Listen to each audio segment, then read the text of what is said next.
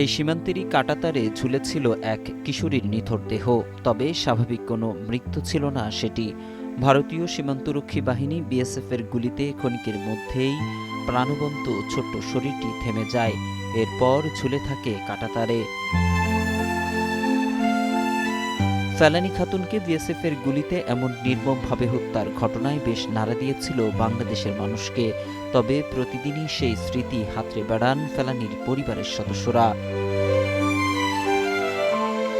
এখনও মা-বাবা মেয়ের কবরের ফলক মুছছেন কাপড়ের সাহায্যে, আর নিজের চোখের জল মুছছেন চুপি চুপি। ফেলানীর বাবা বলছিলেন, দীর্ঘ সময় পার হলেও আজও বিচার পাননি তারা। আমার মেয়ের আজকে 15 বছর হয়ে গেল, যে আজ আমি বিচার পাইনি। আমি এখনো দেখতে আছি সমুদ্রের মধ্যে মানুষ মারা যাইতেছে, অনেক মানুষ মারা যাইতেছে।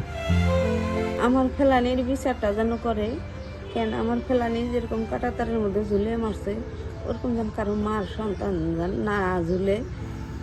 আমার ফেলানির বিচারটা যদি হয়, তাহলে আর কোনো মার সন্তান ওইখানে ঝুলবেও না, আর ওনারা মারবেও না। 2011 সালের 7 জানুয়ারি কুড়িগ্রামের ফুলবাড়ী উপজেলার অনন্তপুর সীমান্তে কাঁটাতারের বেড়া অতিক্রম করার সময় বিএসএফের গুলিতে নির্মম হত্যাকাণ্ডের শিকার হন 14 বছরের কিশোরী ফেলানী খাতুন। দীর্ঘ 4.5 ঘণ্টা কাঁটাতারে ঝুলে থাকে তার দেহ। দেশ বিদেশের বিভিন্ন গণমাধ্যম সহ মানবাধিকার সংগঠনগুলোর তীব্র সমালোচনার মুখে পড়ে ভারতের সীমান্ত নীতি।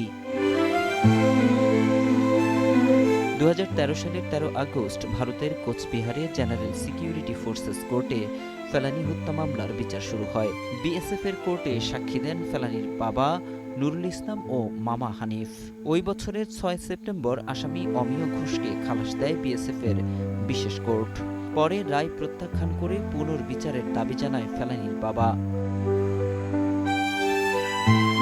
2014 সালের 22 সেপ্টেম্বর পুনরায় মামলার কাজ শুরু হলে 17 নভেম্বর ফের আদালতে সাক্ষ্য দেন ফেলানীর বাবা। 2015 সালের 2 জুলাই এ আদালত আবারও আত্মস্বীকৃত আসামি অমিয় ঘোষকে খালাস দেয়। 2 দফা অভিযুক্ত বিএসএফ সদস্য অমিয় ঘোষকে খালাস দেওয়ার রায় প্রত্যাখ্যান করে 2015 সালে ভারতীয় সুপ্রিম কোর্টে যৌথ রিট আবেদন করেন ফেলানীর বাবা নুরুল ইসলাম এবং ভারতীয় প্রখ্যাত মানবাধিকার কর্মী কিরিটি রায়। কিন্তু একের পর এক তারিখ পিছিয়ে আজও সে রিটের নিষ্পত্তি হয়নি। তবে এখনও বিচারের আশায় ফেলানীর পরিবার, স্বজন ও প্রতিবেশীরা।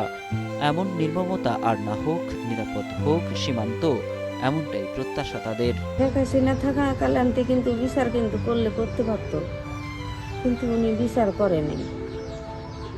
এখনো আমি কিন্তু হাল ছাড়ি নাই, বিচারের দাবি কিন্তু আমি এখনো চাইতেছি সরকারের কাছে। ফেলানীর যে নির্মমভাবে হত্যা করেছে, এই হত্যার আমরা ন্যায় বিচার পাই না। এই যাতে আমরা ন্যায় বিচারটা পাই, এই সর্বপ্রথম যেন এই ফেলানীর বিচারটাই তুলে ধরা হয়।